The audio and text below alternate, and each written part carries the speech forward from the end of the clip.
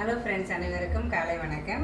இன்றைக்கி வந்து பசங்களுக்கு ரொம்ப சிம்பிளாக அதுவும் ஹெல்த்தாக சூப்பரான ஒரு லஞ்ச் பாக்ஸு காலைல பிரேக்ஃபாஸ்ட்டுக்கு நல்லா புசுன்னு பூரி.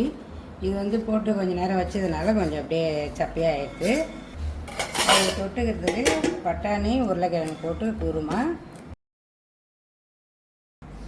அதுக்கப்புறம் மதியானம் லஞ்சுக்கு காயின் பரோட்டா தான் பசங்களுக்கு போட்டிருந்தேன்.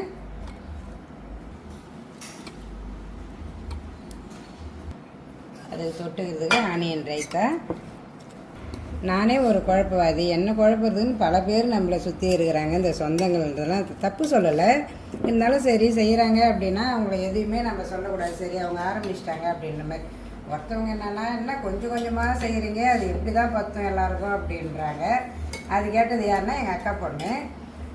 ஆமாப்பா, அதுவே தான் சரியாக இருக்கும் நாங்கள் எல்லாம் சாப்பிட்றது அப்படின்றேன். அப்புறம் என் தங்கச்சி ஒருத்தி நேற்று ஃபோன் பண்ணி, ஏங்கா இதெல்லாம் செஞ்சுன்னு இருக்கீங்க, ஒருத்தவங்க மாதிரி இருக்காது, கண்ணு போட்டுரும் அப்படின்ட்டாங்க. நாம் ஒன்றும் பெருசாக ஒன்றும் எதையுமே செய்யலை. ஒரு பொரியல், ஒரு குழம்பு, ஒரு ரசம் இதான் செய்கிறது. எப்பயுமே எல்லோரும் செய்கிறது தான்.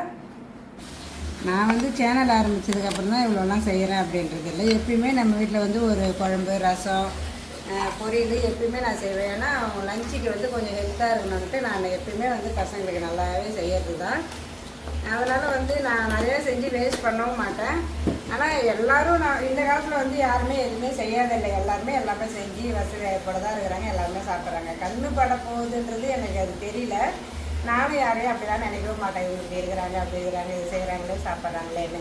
அதனால் அது எனக்கு வந்து அது தப்பாக தெரியல. அவங்க சொல்கிறது நமக்கு ஒரு விதத்தில் நல்லதாகவும் இருக்கலாம்.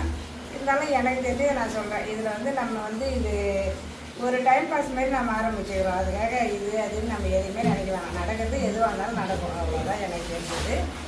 காயின் பரோட்டா வந்து கொஞ்சம் நிறையாவே தான் வச்சுருக்கேன் பசங்க. ஏன்னா ஃப்ரெண்டுங்க யாருன்னா ஷேர் பண்ணிக்குவாங்க. அதில் வந்து அவங்களுக்கு பத்தாமல் போயிடக்கூடாது, அதனால் கொஞ்சம் நிறையாவே தான் வச்சுருக்கேன். சிம்பிளாகவே இருந்தாலும் சுவைய மனமும் குறையவே கூடாது. சூப்பராக நீ லஞ்சு பாக்ஸ் வீடியோ முடியும். அது இன்னும் லஞ்ச் வீடியோலாம் பார்க்கலாம். பாய்.